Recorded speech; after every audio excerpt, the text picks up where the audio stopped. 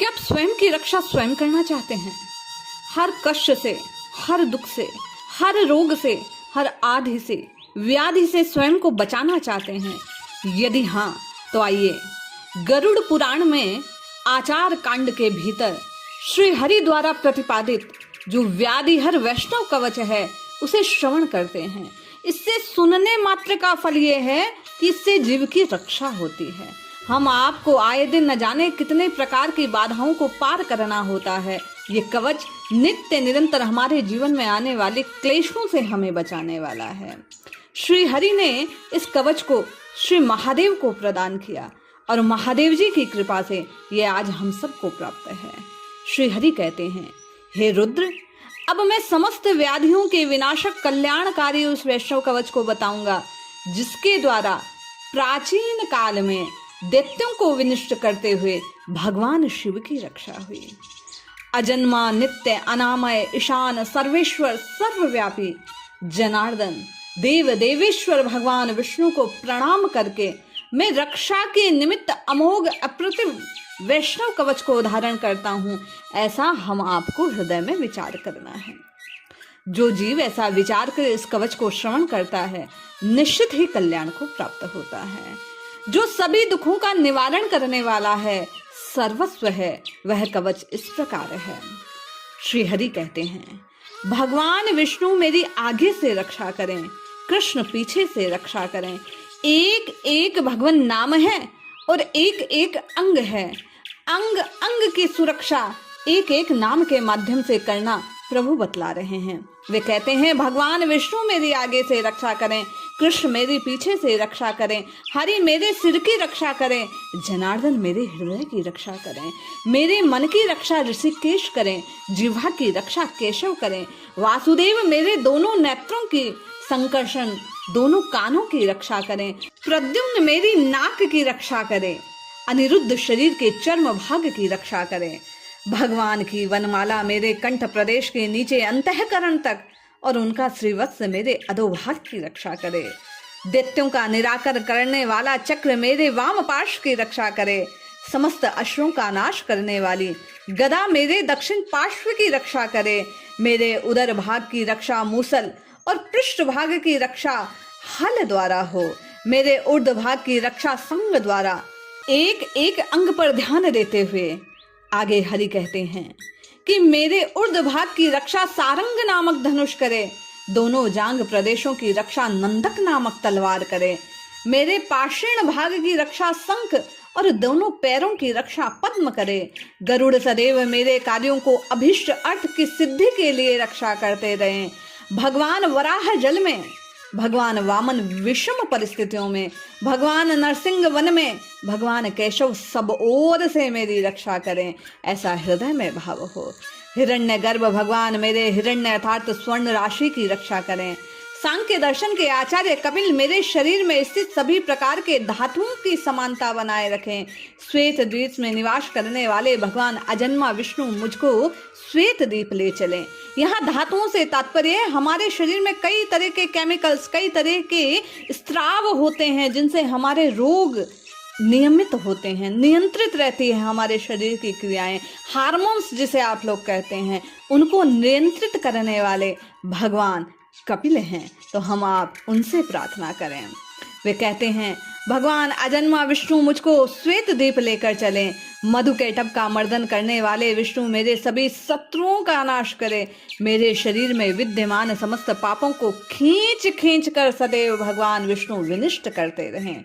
हंसा अवतार, मत्स्य अवतार तथा कुर्मा अवतार धारण करने वाले विष्णु सभी दिशाओं में मेरी रक्षा करे।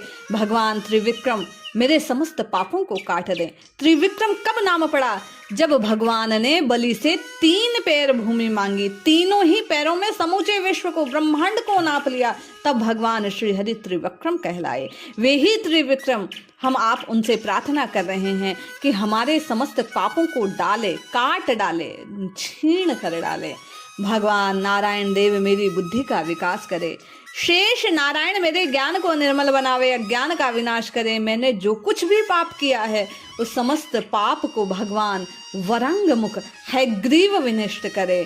भगवान विष्णु मेरे दोनों पैरों और सिर को सुख प्रदान करे। भगवान दत्तात्रेय मुझे पुत्र बंधु बांधव पशुओं से संपन्न बनाए। भगवान जागदत्य परशुराम अपने परशु से मेरे शत्रुओं का विनाश करे। राक्षसों के निहंता दशरथ सुत अजानुभुज भगवान श्री राम मेरी नित्य रक्षा करे। यादव नंदन बलराम मेरे अपने हल से मेरे शत्रुओं का विनाश करे।